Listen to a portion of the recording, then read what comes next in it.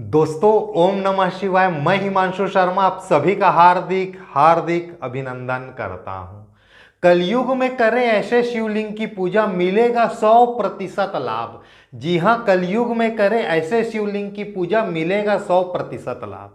शास्त्रोक्त प्रमाण के साथ आज के विषय वस्तु को मैं आपकी सेवा में रखने आया हूं।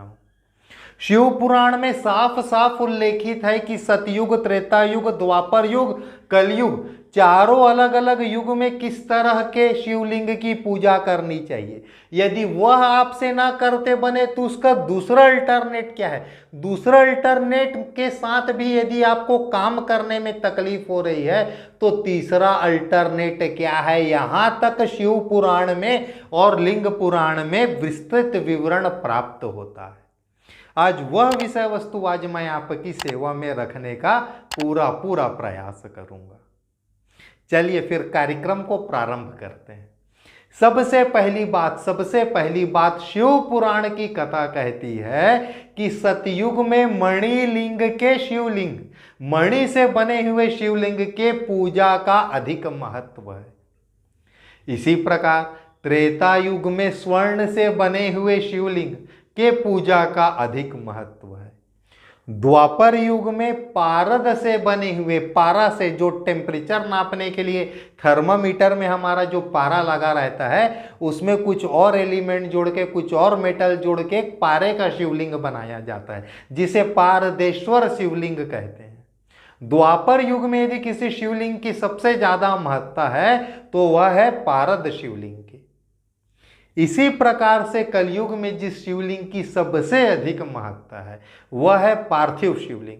पार्थिव शिवलिंग का दूसरा कोई भी अल्टरनेट इस कलयुग में नहीं हो सकता है।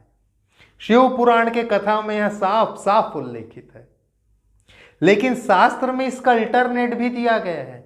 आप सभी यह जानते हैं कि जो पार्थिव शिवलिंग होता है वो आप सभी मिट्टी से कभी न कभी बनाकर पूजा किए होंगे।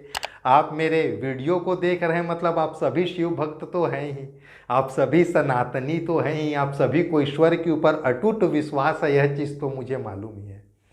शिव पुराण की कथा कहती है यदि आपको मिट्टी से शिवलिंग बनाने में तकलीफ है, यदि आपके घर के आसपास खेत नहीं है, आपके घर के आसपास शुद्ध मिट्टी नहीं है, तो आप फूलों से भी, जी हाँ, फूलों के माध्यम से भी आप पार्थिव शिवलिंग का निर्माण कर सकते हैं। वह ना मिले तो घर में गुड़ तो मिलेगा ही, आप गुड़ से शिवलिंग का निर्माण कर सकते हैं। वह ना मिले तो आप कनेर के फूल से शिवलिंग का निर्माण कर सकते हैं। वह ना मिले तो सबसे आखिरी में हर घर में आटा तो होगा ही, आप आटे से भी शिवलिंग का निर्माण कर सकते हैं और पार्थिव शिवलिंग की पूजा कर सकते हैं।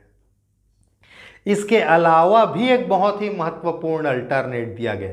यदि आप पार्थिव शिवलिंग की ही पूजा नहीं कर पा रहे हैं बाय दिस और दैट रीजन, कोई भी एक ऐसा कार्य कारण आपके सामने खड़ा हो जा रहा है कि रोज रोज आपसे बनाना और पूजा करना, स्थापित करना, फिर नदी में या तालाब में ठंडा करना आपके लिए कठिन काम है, तो सभी शिवलिंग में जो सबसे अच्छा शिवलिंग है वह होता है नर्मदेश्वर शिवलिंग और बाणलिंग।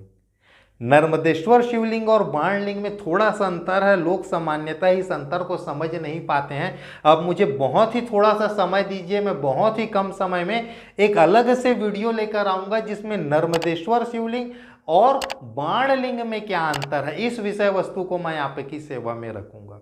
यदि आखिरी में किसी भी तरह का आपको शिवलिंग, पार्थिव शिवलिंग बनाने में तकलीफ है तो उसके बाद आपको जो सबसे पहले जो आपको उपयोग करना है वह या तो नर्मदेश्वर शिवलिंग होगा या बाणलिंग होगा।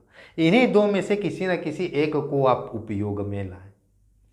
चलिए दोस्तों, आज के लिए आप सभी मुझे इजाज़त देवें। अगले कार्यक्रम में फिर एक नई विषय वस्तु के साथ मैं अवश्य ही आपकी सेवा में हाजिर होऊंगा। आज के लिए ओम।